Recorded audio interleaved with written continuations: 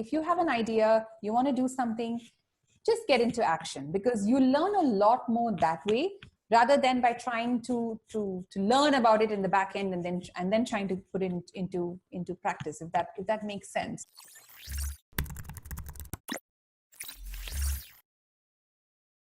Hey everybody, welcome back to the Next Move podcast. And if this is your first time on the show, we are a podcast that share the stories of impact and change in India.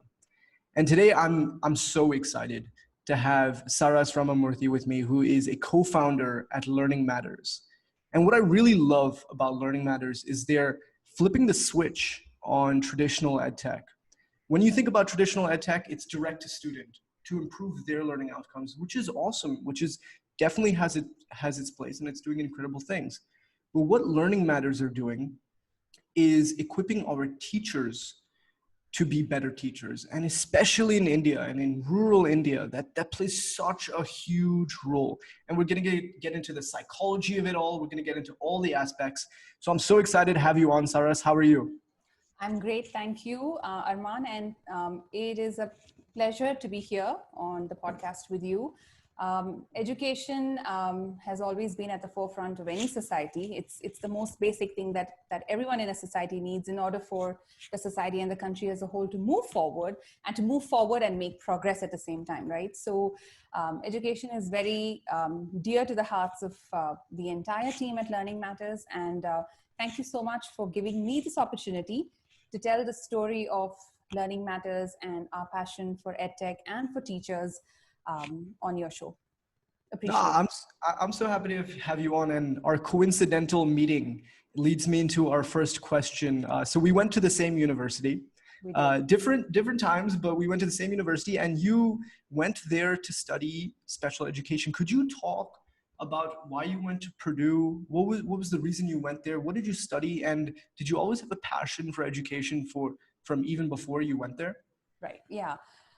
Yeah, that's a great question. And so I was one of those students in high school. I did my high school in a very reputed school in Chennai. And it's a school that's known for all of the students that go forward to become engineers and doctors. And I think I was the only student in my entire batch that did not write a single professional entrance exam for either of the two professions, because I was always very clear that that's not what I wanted to do. I had always enjoyed interacting with children, just the conversations and getting them to think, getting them to answer. So I decided to do a bachelor's in nutrition and dietetics, which was a fairly new subject at that point of time. I'm talking about 1995, 96. It was a fairly new subject. A lot of people hadn't heard about a course like that, a bachelor's in that. But I wanted to do it because the range of subjects in it was so broad and so interesting. There was biochemistry, there was microbiology, and there was child development for 1 year. And that was what really interested me. And when I actually studied and did child development, I realized that this was the field I wanted to get into. And so I went ahead and pursued that. And I decided to go to Purdue for a master's in child development. Not a lot of people go to Purdue for anything other than engineering or MBA. You yourself went for an MBA. So yes, it was fairly new, but what I loved about the degree that I was going to do at Purdue was, along with actually doing your theoretical coursework in the university, you also, as a grad student in the Department of Child Development and Family Studies, every student also has to do a certain number of hours each week where they are in the classroom with children. So it's more like a practical side to what you're studying and learning about. And I was a graduate teaching assistant at their child development lab school for a long time, for 2 years. So I was working in the classroom with children, and I realized that was where I truly, my passions and my truly came out. Like I realized that there was no end to what I could do with children, and just seeing how, as a teacher, how you are directly impacting what a child can understand about the world around them, how the child can process that information. And it's almost unsettling to see the power that you can have, the impact that you can have on children as a teacher, right? I mean, we all know, my children come home, and when I say, that's not right, this is right, they say, no, ma'am said it was this, so it has to be whatever ma'am says, right? Like, teacher's word is gospel. So it was incredible for me to see the impact that I could have and the other teachers could have on the way children learn, and how that sets the foundation for pretty much everything a child can go forward to do, right? So I knew that this was the field I wanted to be in. I finished my master's, followed it up with another master's in special education. So the interest in working with children was there from my teenage years. I followed that interest by actually studying the subject and doing a lot of classroom experiences. I then, after finishing both my masters, I worked for many years at Purdue as the head teacher of the child development lab school there. So I spent many years in the classroom, and they were some of the best years of my career. Wow. And, I love what you said there about the impact of a teacher, because it's so true. I think everybody can think back to a few of their best teachers that had a huge impact of them, but also their worst teachers, like that had incredibly negative impact, what they said, and it can stick with you. It does. I mean, if you were to ask me now, I probably wouldn't share it on a public forum, but I can tell you exactly which were the worst teachers for me, and exactly what they said. Even now, 25, 30 years later, I can remember exactly what they said that made me hate the entire subject, perhaps. I mean, it's crazy the impact that teachers can have on children, to the extent that they can influence their career decisions, right? I mean, why does a child hate math or hate chemistry or hate physics or anything like that? There's probably a reason behind it somewhere, right? So teachers are the single most powerful influence on children, other than their parents. I agree. I can remember some things teachers said, and I'm just like, when I look back, I'm like, how could you say that to a kid? Yes, exactly. Honestly. And because it's very, the way children, teachers help mold how the child perceives and understands the world around them, right? So literally, what I would tell all of the graduate students who later went on to train under me to become teachers, right? I would always tell them that anytime you're going to open your mouth and say something to a child, just think for a second about what you're saying. And sometimes it's not even about what you say, it's also your actions. There's a lot that they take away from the way you behave, and it's not just your words, but it's everything you do, your facial expressions, the way you react to something, the way you hold them or the way you touch them. Everything makes a difference. And that's why, we at Learning Matters firmly believe that for any kind of scalable, sustainable, positive impact in education, whatever solutions you have, they have to include the teacher in them. I agree, and that's what's really cool. Yeah. So you said, like you said, you stayed on at Purdue, and you stayed on in the U.S. for quite a while teaching, and then you had this urge, and you wanted to come home to India. And we talked before this. You couldn't explain it, but what was it like? Why did you want to come home? And this is becoming a great trend that I see in India. People are coming back from the U.S. So could you talk about that? Why did you choose to come home? Sure. Yeah, I'm very happy to talk about that. I was there for a long time, 13 years, and almost entirely had worked within the field of education, either in the classroom or out of the classroom, but still very firmly within education, developing curriculum for programs across the United States. But I think, the answer is in the question you asked me. You said, why did you come back home?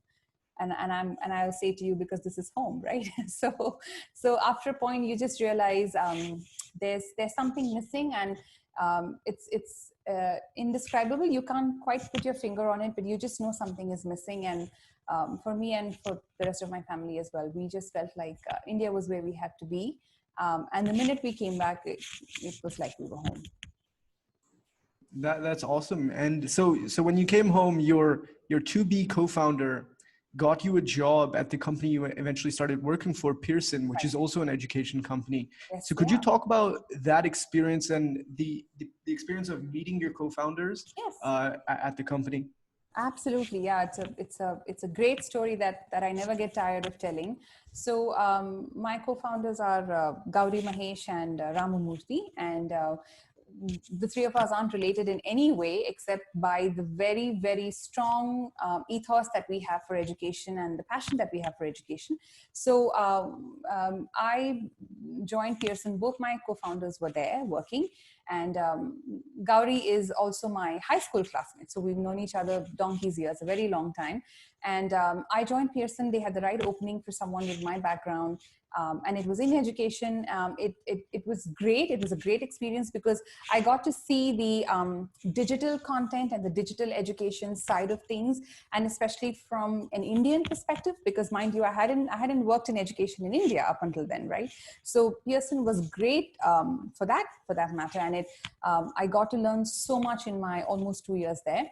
But then there was a point where the three of us felt and as we got to know that we had such a strong ethos for education, and very specifically all three of us unequivocally attribute everything in our lives to education, and we firmly believe that if a child can get the best of education, or at least access to education, let's say access to education, then it really, really opens up all kinds of doors for you, right? So, and we wanted to do something for all of those in the country that had the aspiration to be like that and do that, but just didn't have access to education. And that kind of encouraged us to get together and found Learning Matters. It's been 4.5 years now, and we are going very strong. And that ethos and that passion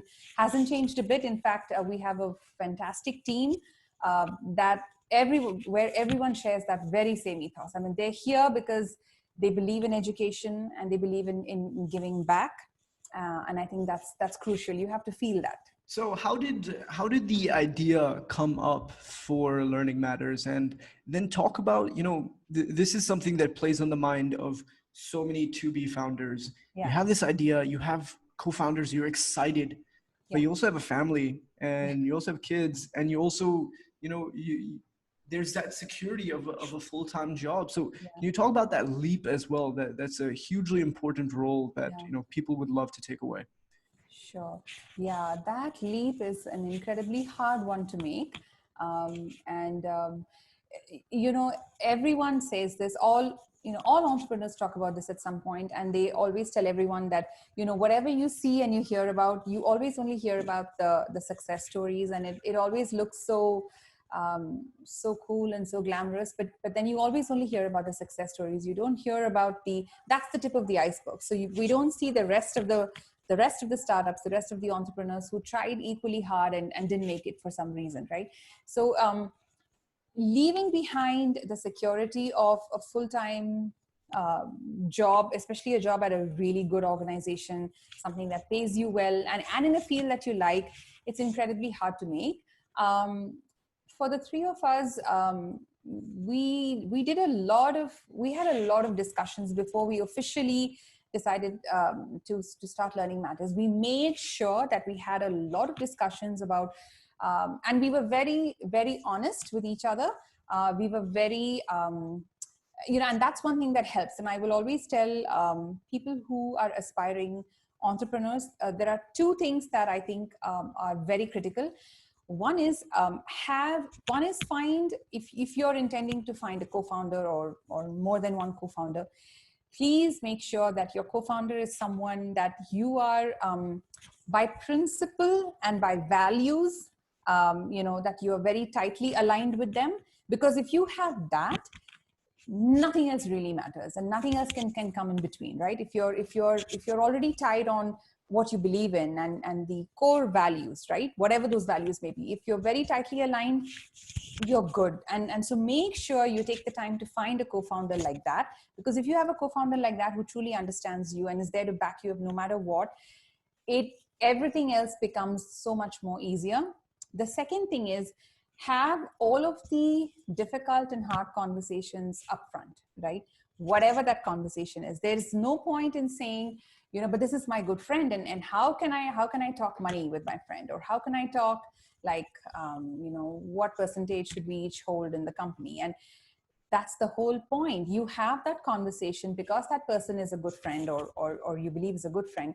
It only helps you, because later, as the company grows, as you have other difficult decisions to make, if you haven't had those difficult conversations in the beginning with complete honesty and being genuine, the rest of it will just not work out. So the three of us had a lot of conversations, a lot of what's the word I'm looking for? A lot of, brain searching and soul searching to ensure that this is really what each of us wanted to do individually. That was one point. And then also make sure that each of us, that we three wanted to do this, start a company with the other two. Like, that's another point we had to be completely sure about. We also brought our families in. We also brought all the spouses in to make sure that they understood and they were aligned with us. And they, because without that, without the family support, it's not easy. And they have to be okay with it as well. So we had many conversations before we decided, yes, this is what we want to do. And from then on, it was more about planning what we were going to do and getting into the execution and the implementation. Wow. So you guys took that leap. And what I'm taking from that is find the right co-founder, make sure you have the hard conversations up front, and get all your spouses in the loop, get everyone involved to make sure that you're moving forward. Yeah. So I want to talk about, before we get into really learning matters, I want to talk about, can you paint a picture of what education looks like in rural India right now? What is the situation with the teachers? How are the students learning, especially in public schooling? Could you go into that? Sure. Yeah. So the biggest problem in education right now, across the world and across rural and urban areas, is a severe shortage of qualified, trained teachers. Because teachers, teaching is a notoriously low-paying profession in most countries except your Finland and Norway and countries like that, like those. But there is a huge shortage of qualified trained teachers. They might have a B.Ed or something on paper, but for practical purposes, that teacher really does not know anything about classroom management or curriculum development or lesson plans or even managing children. So if you have to be a teacher of older children, then you have to know something about the development of a child at that age, right? What is appropriate, what's not appropriate, what's relevant, what's not relevant. Same thing, whatever age of children you teach, you have to know how to be a good teacher for that age. So most of our teachers don't have that. And that is a huge, we like to say it's just a huge time bomb waiting to happen, right? I mean, if your teachers are not going to be trained, then imagine the kind of students that are going to come out, that are going to become the workforce of our country, right? So in rural India, the schools, they have a huge, the problem is even more magnified there, right? So they have even less of those trained, qualified, experienced teachers who are there for the passion of teaching, right? You tend to have a lot of teachers who are there because, it's an easy job. They can do their cooking at home in the morning and then come and teach in the school and get back home. So it's not something that they would have chosen for themselves. They just do it because it's convenient, right? While there are many students there who, they are no less than the urban children in terms of their abilities or their aspirations, but without the right teachers to guide them and to teach them, it's even harder. And they obviously have, the obvious challenge that we all know about is that they tend to have a lot less access to resources and high quality resources that our urban children have. I mean, we are spoiled for choice, right? Schools here typically are spoiled for, there are n number of vendors that bring all kinds of products and solutions to them. Not so for the rural schools. Nobody's going out there saying, hey, I have a digital content platform, or hey, I have these activity kits and I have this and I have that. So for them, it's twofold. It's access to any high quality resources, And of course, it's not having the qualified trained teachers. So that magnifies the whole issue for them. You know what I like to think is like we have 1 billion people, and a lot of those kids are not in urban areas, like you're saying. They're not. And Yeah. what if we're leaving behind like an Elon Musk, or Yeah. someone who's gonna just absolutely change the world, not even just our country. Exactly. Yeah. My thought there is that it's incredible that ed tech companies in general are able to leverage technology to get education to them at scale and for cheap, because it needs to be affordable. Exactly. It needs to be And affordable and it needs to be mhm, accessible. So mhm, affordability is next. First is let's give them access to it, and then let's make mhm. sure that it's affordable so they can actually use it and make a difference. Yeah, exactly. And so I want to get into, like I said earlier, you guys flipped the switch on edtech.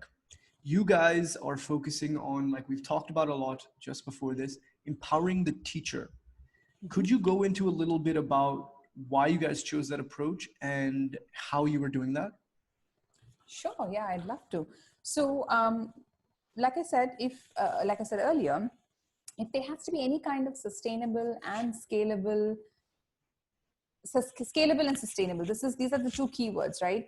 Impact in education, and you want to make sure that it's, so when you make solutions that directly go to students and are purchased by parents or by families to be used by the children at home, think about it. Who are you impacting? You're impacting that one child or that many children who undoubtedly are benefiting from the solution and go on, with the power of that benefit, right?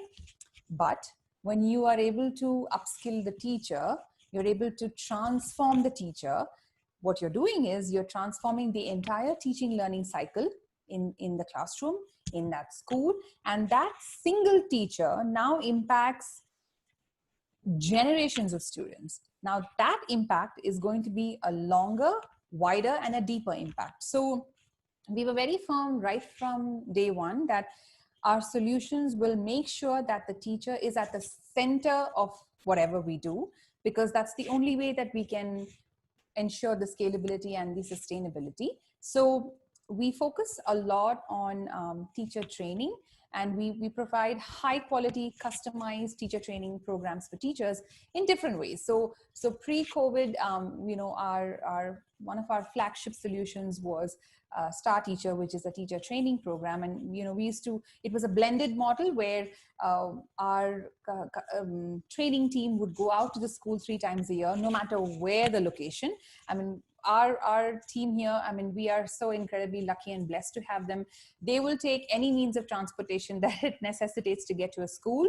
Like they've had trains canceled on them, and they've, like, in the middle of the night, switched trains at stations from one train to another. And we take like buses with wooden seats. There's a school in Maharashtra that we work with. It's kind of towards the coast, like I think an hour or 2 hours from Mumbai.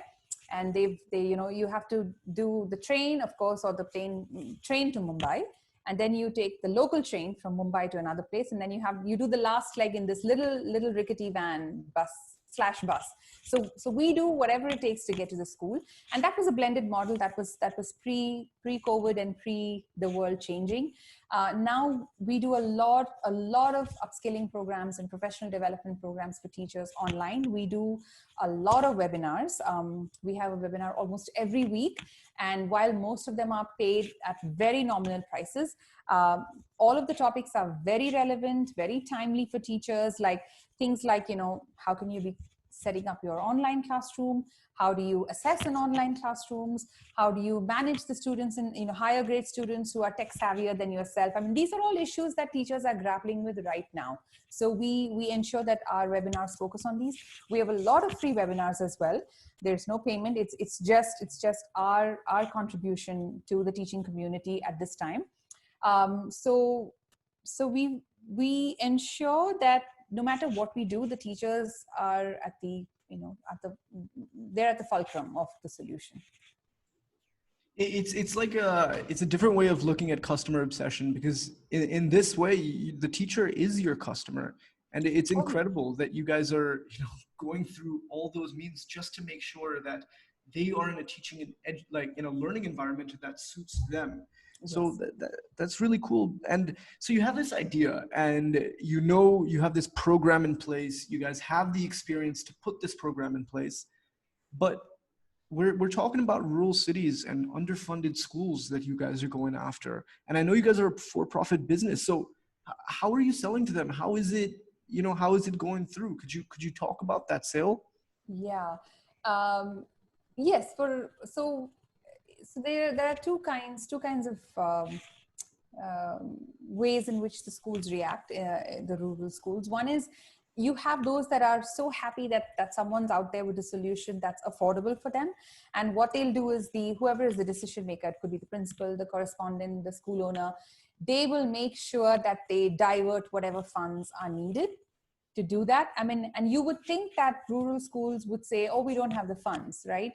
They are the first to, if they know the value that this will bring to their school, and if they know the value that it will bring to their teachers and their students, the decision maker will make sure they put the funds together. So a lot of times they will either divert funds from something else towards this, or they will ensure that they plan it well in advance of the next academic year, so that they can ensure that the cost is kind of split among the students for the next academic year. So they'll plan the fee structure that way, right? And all of our solutions are so affordable that the change for the parents who pay the fees is really not that great, not that big. So they will do that. On occasion, we've had schools that have been really interested, but then they just really don't have the funds. And we try to help them. We try to connect them with CSR or organizations that are looking to fund. We have done that a couple of times, but usually we've seen that if they believe in the value of the solution, they will do what they need to make sure they get it for their school.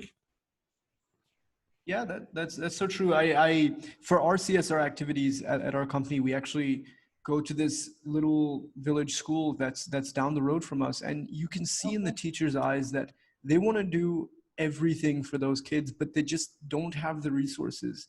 And Right. when you And equip them, they really, they go forward with it. So I completely get what you're saying. exactly. And a lot of times we've all heard of the phrase, you don't know what you don't know, right? But it is so true for teachers, and especially those Hmm. out there. It's not like they don't have the abilities or the intelligence or the desire to do something. There are a few that are there just because it's a Hmm. convenient Yeah. convenient job, but most of them are not like that. They truly want to do something to improve, to help, to support the students.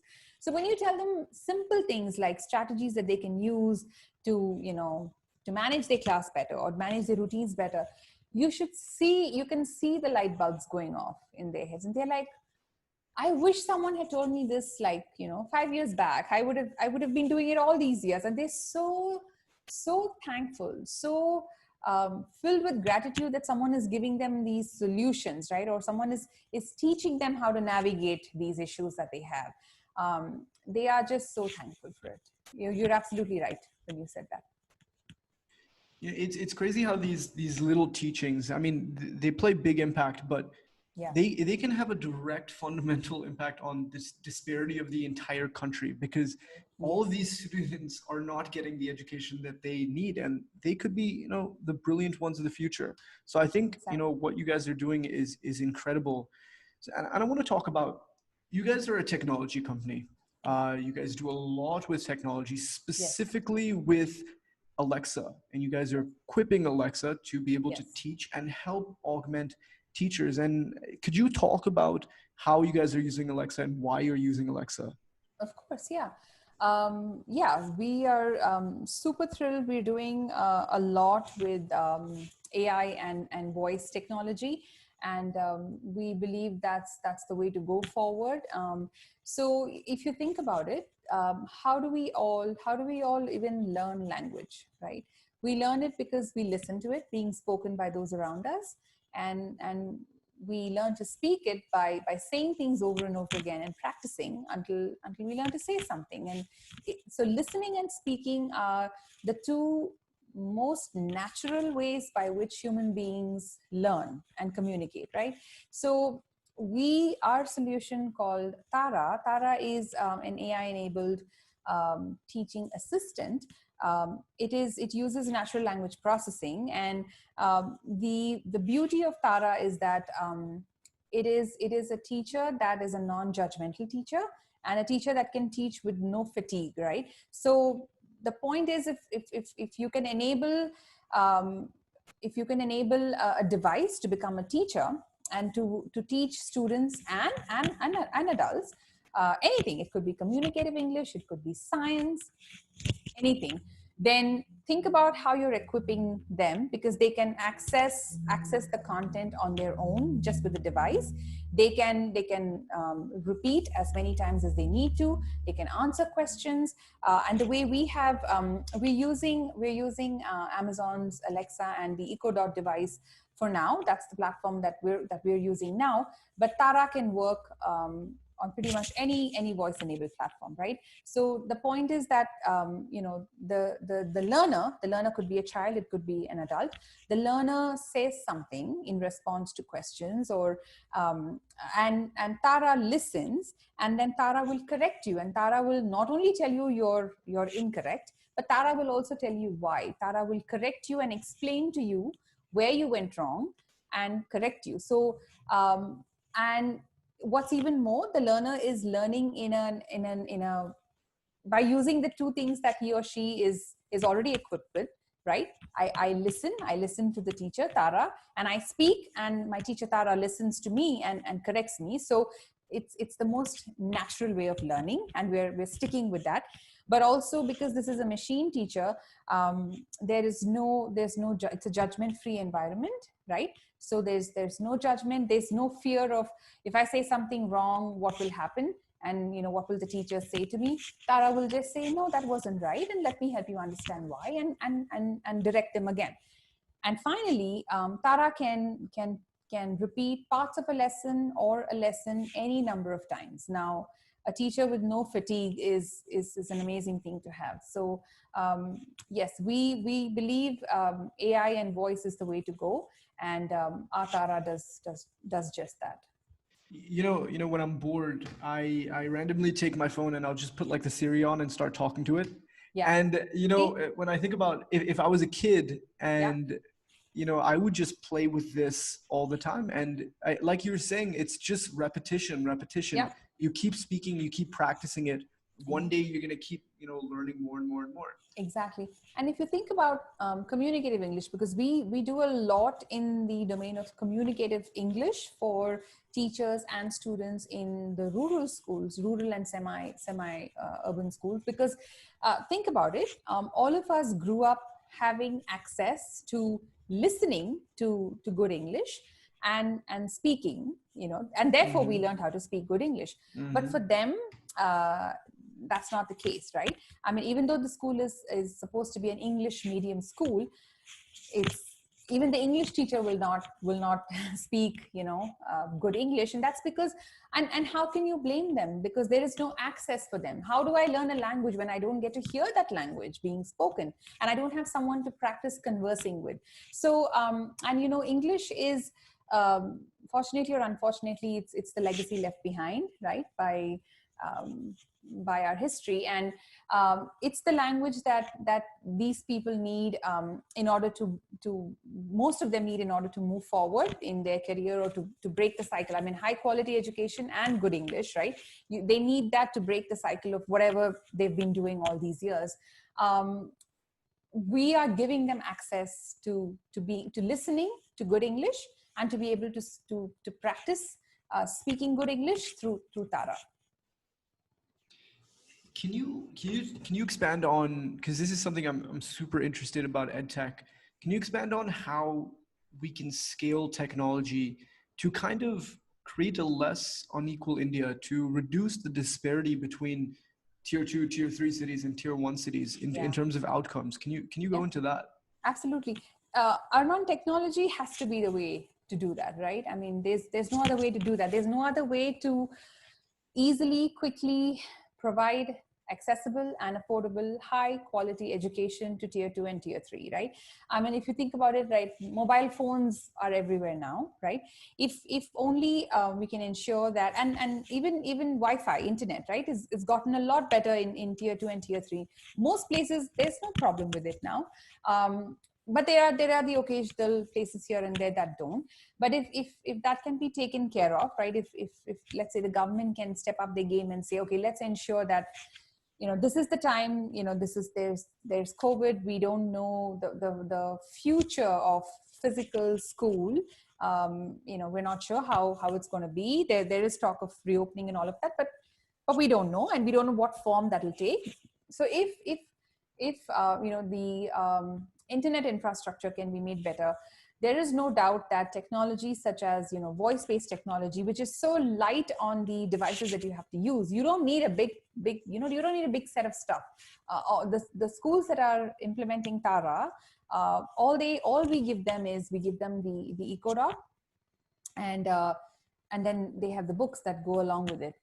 I mean, it's that simple, right? And the eco dot is like this tiny, it's like a little saucer size, right? So imagine that's all you need, and that's all that school needs for its teachers and its students to learn. So technology has to be the way. And I think more importantly, what we're seeing is voice has to be the way. I mean, I just last week read a report by MSDF, Michael and Susan Dell Foundation, that very specifically the report focused on the importance of providing access to good spoken English, communicative English content, right, for India, right? So, and how can you do that? See, how can you ensure consistency in quality? Okay, consistency in the teacher quality, or the right, the teaching quality. If you can mechanize part of it through a solution like Tara, and we absolutely believe that a teacher still has to be there in the equation, right? We're not replacing the teacher here at all.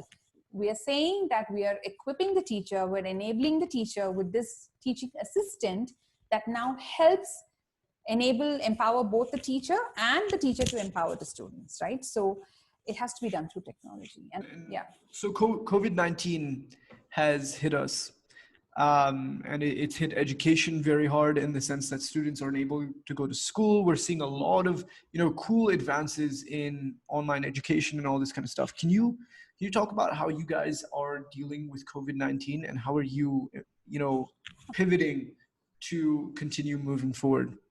Yeah. So, and I, touched upon this a little bit earlier as well. One of the primary things we've done is to ensure that we don't stop rolling out programs for teachers, and rather than it being restricted just to the teachers that we are already working with, what I mean is the schools that we're already working with, we're opening these webinars up to just about everyone, and all the information of all of the upcoming topics and webinars is there on our website. So the critical thing is to provide access for teachers to programs that are supporting them and are showing them how to navigate all of this online teaching, right? Because all of a sudden, overnight, teachers were told, you're not going to school anymore. You now have to teach your students through this new medium. And guess what? It's so much more easier for the students to adapt to this than for the teachers to adapt to this, right? The teachers have a tougher time, right? The students take to, because children are children, they're so flexible, right? They're so agile. They pick up things so quickly. It's tougher for the teachers who have to adapt everything, right? I'm not able to be in the physical space as my children to grab their attention. I have to think of a different way to do it now. I also have to monitor them. Who's listening? Who's not? Who's playing pranks, right? I mean, who's all of this stuff, but I can't be in the same space as them. So it's actually, the problem is magnified from their end, and they still have to do the planning. They have to figure out, how do I assess my students when I can't, there's no paper and pen. So now it's all moving to online assessments. Many teachers are a little bit technology savvy, but most of them are not, right? Most of them are not. They're old school. That's how they grew up. That's how they were taught, and that's how they've been teaching. So our focus is to make sure that whatever webinars or professional development programs we do, that it focuses on the stuff that matters for them, right? So things like how do you even set up an online classroom, and what kind of platforms can you use for that? I mean, do I need, is only Zoom okay, or do I need Zoom and an LMS, like a learning management system? The first time we had a webinar on this topic, you should have seen the kinds of questions we were getting from teachers all over the country, right? Everything from, I'm a pre-primary teacher, I teach like 4-year-olds. How am I going to even keep them engaged? How do I even get them to look at me through the screen? And how do I, because we all know that that is the big part of dealing with kindergarten and pre-primary children is their attention span is so short. When you have them in the physical space with you, it's easier to grab their attention. How do you do that when they're not there? So we were getting questions from that to, like, I teach older students, 11th and 12th. They know the platform much better than me. Like, they're able to take control of the whiteboard, they're able to take control of my screen.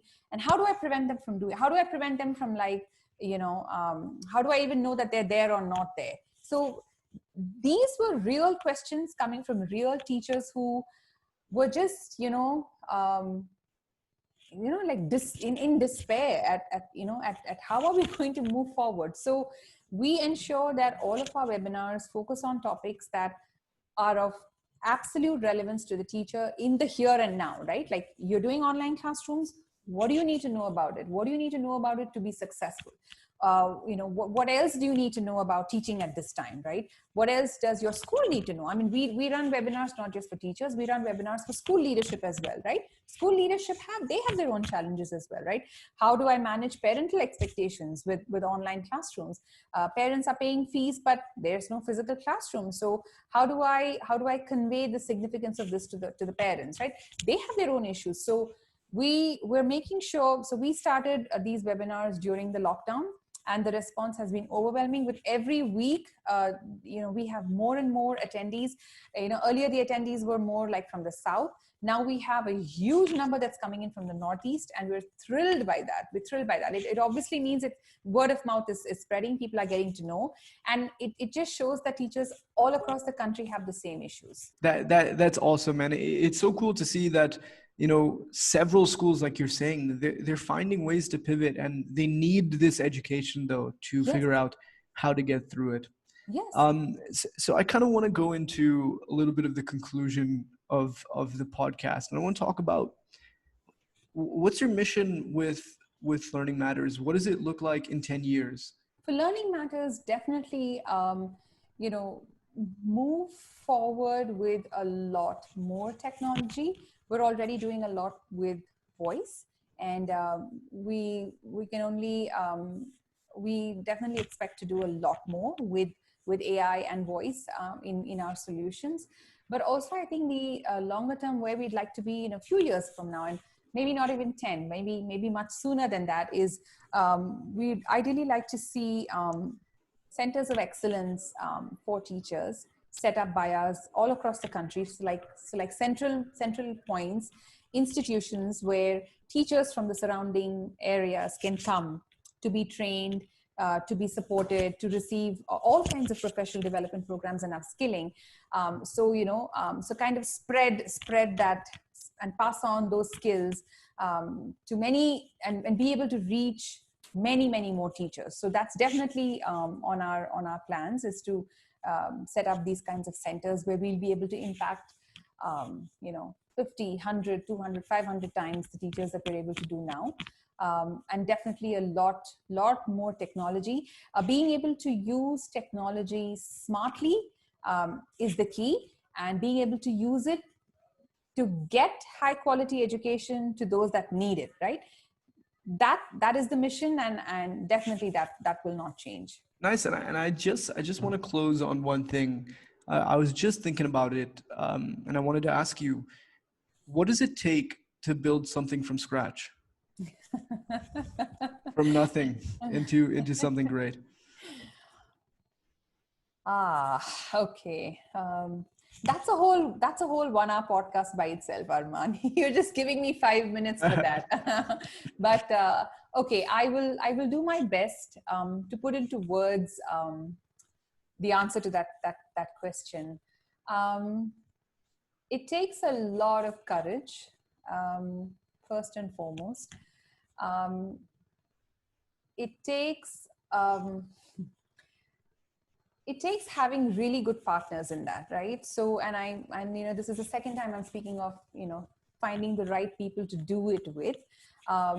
When you have the right co-founders, without Gowri and Murthy, none of this, this would not have been possible, right? It had to be the three of us together to be able to do this and bring our combined skills and passions and expertise, because we all three have a very different set of skills, and we're able to bring those three together and meld it into something so great. But it takes a lot of courage. It takes a lot of trust in your co-founders, and when your co-founders are truly people that have your back no matter what, you can do it, right? There's a lot of self-doubt when you're trying to build something from scratch. And I'll definitely say that for me, there's a lot of self-doubt, no matter how many years I've worked, right?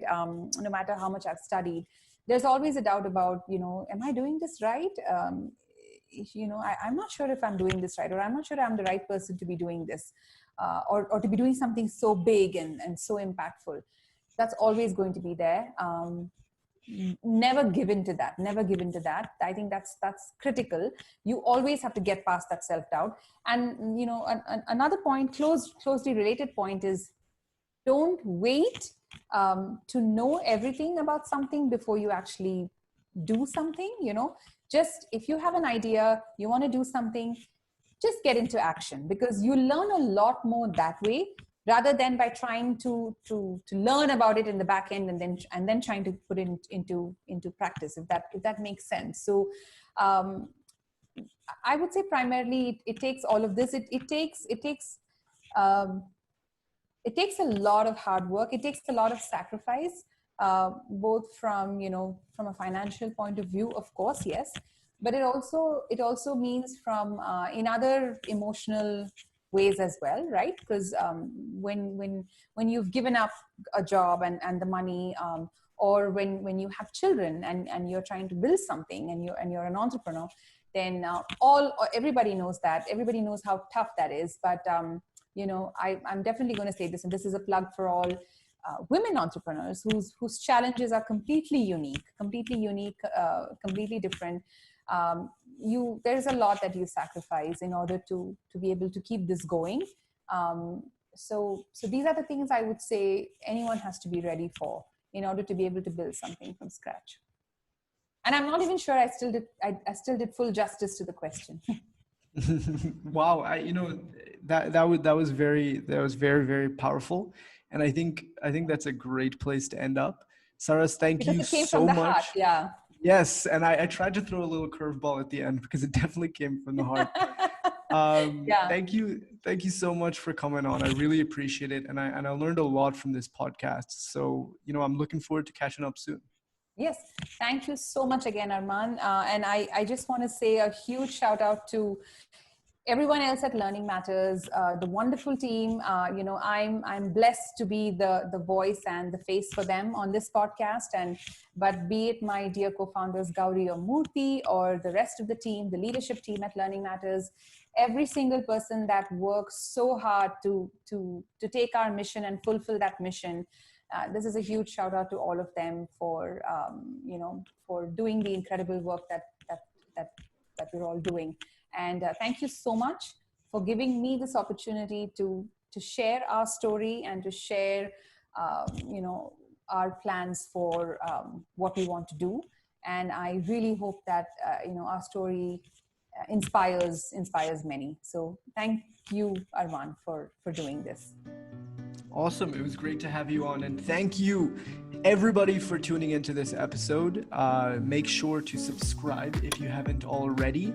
We release new weekly podcasts on stories of impact and change in India. So thank you so much for listening. See you in the next one.